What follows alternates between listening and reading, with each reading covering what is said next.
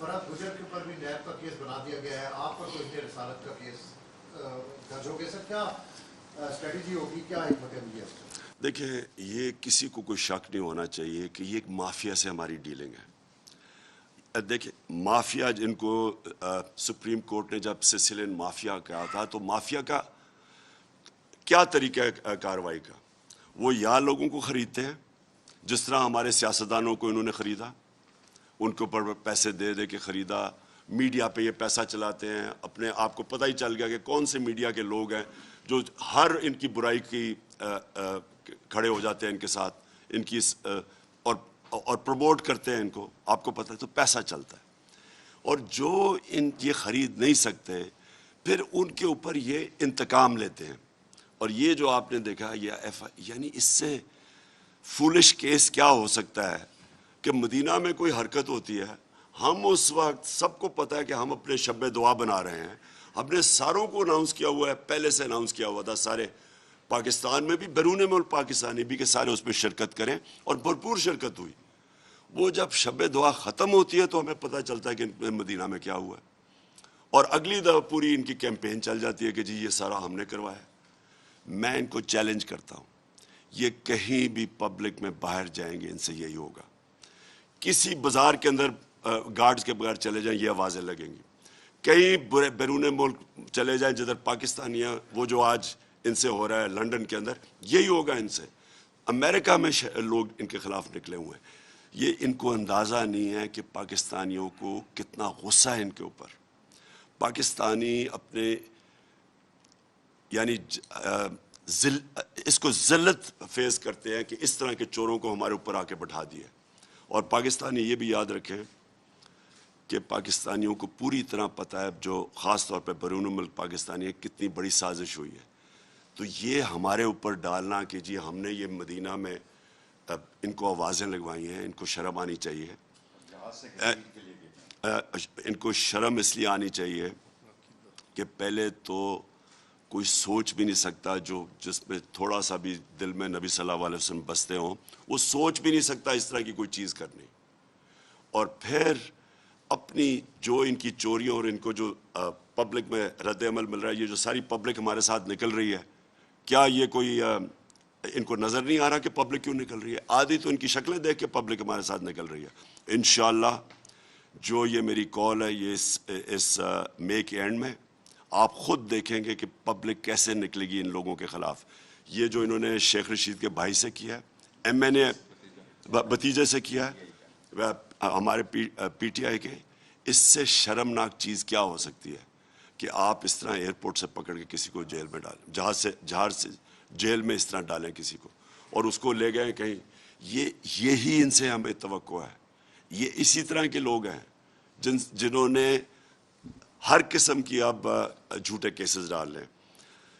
जो आपने दूसरी बात की फराह खान की, मैं ज़रा इसके ऊपर पहले वाज़ेह कर दूँ। पहले तो मुझे अगर शक था ना, हमारे दौर में तो जी नैब आज़ाद है, हम कुछ कर ही नहीं सकते थे, हम कोई बात करते थे जी नैब आज़ाद है। अब मैं नैब से ये पूछना चाहता हूँ कि ये जो आपने फराह खान के ऊपर केस डाला है, ये किसी को भी पहले दिखाएं कि कोई केस बन सकता है। पहले तो क्या जी, उसकी जो wealth beyond known source of income है, ये सिर्फ पब्लिक ऑफिस होल्डर्स के ऊपर अप्लाई करती है। वो कौन सी कोई MNA या पब्लिक ऑफिस होल्डर थी? वो तो एक रियल एस्टेट पे काम करती है 20 साल से। दूसरी बात, उन्होंने अटैच क्या किया है कि जी उनका जो खामद था वो किसी यूनियन काउंसिल का कोई ओहदेदार था, कोई 97 से 99 तक, 1997 से 1999 तक। इसकी शादी नहीं हुई थी उसके साथ, इसकी शादी उसके कई सालों के बाद हुई है। तो इसको कैसे फंसा दिया इन्होंने?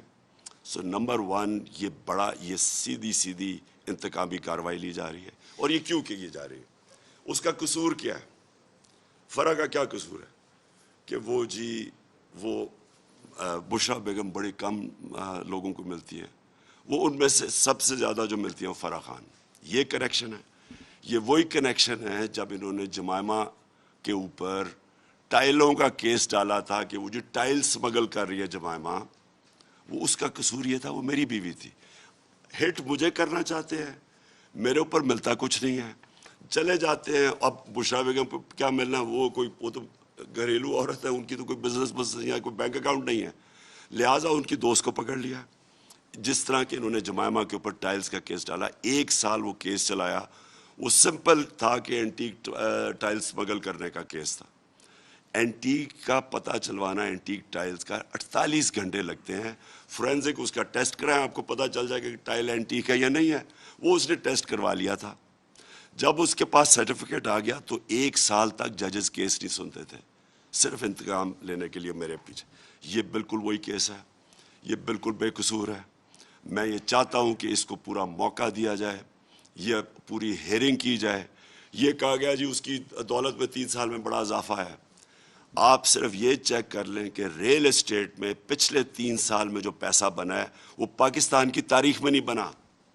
ریل اسٹیٹ کے اندر جس طرح کا پیسہ آیا ہے, یہ ذرا جتنے بھی ریل اسٹیٹ کے لوگ ہیں ان سے ذرا پوچھیں تو صحیح کہ ان کی دولت میں کتنا اضافہ ہوا ہے. تو یہ کوئی کرائم تو نہیں ہے.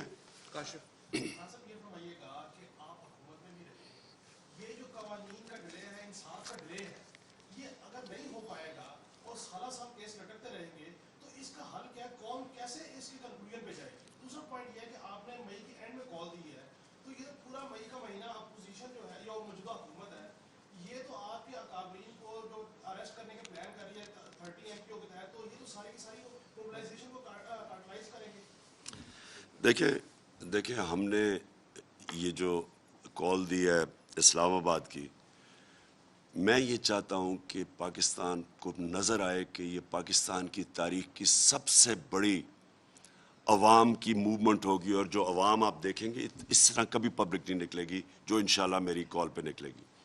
میں اس سے پہلے چاہتا ہوں کہ میں ساری قوم کو, اور بھی قوم تیار ہے آج, ہم ابھی بھی کال دے سکتے ہیں, پبلک آئے گی, لیکن ہم وہ پبلک کو تیار کر کے لانا چاہتے ہیں کہ کبھی اس طرح کی پبلک ان لوگوں کو نہیں نظر آئے گی.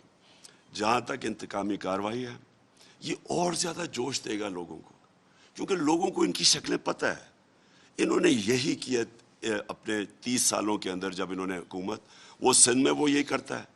جتنا ظلم سندھ کے اندر یہ زرداری اور اس کا جو زرداری سسٹم کرتا ہے, سندھ کے لوگوں کو تو انہوں نے غلام بنایا ہوا ہے. اور یہ جو شریف ہیں, ان کا مافیا سٹائل اپروچ, یہ ہم 30 سال سے, شہباز شریف نے سب سے زیادہ پولیس مقابلے کے اندر لوگ مروائے ہوئے ہیں. یہ ظالم آدمی ہے, ڈرپوک ہے اور بہت ظالم ہے.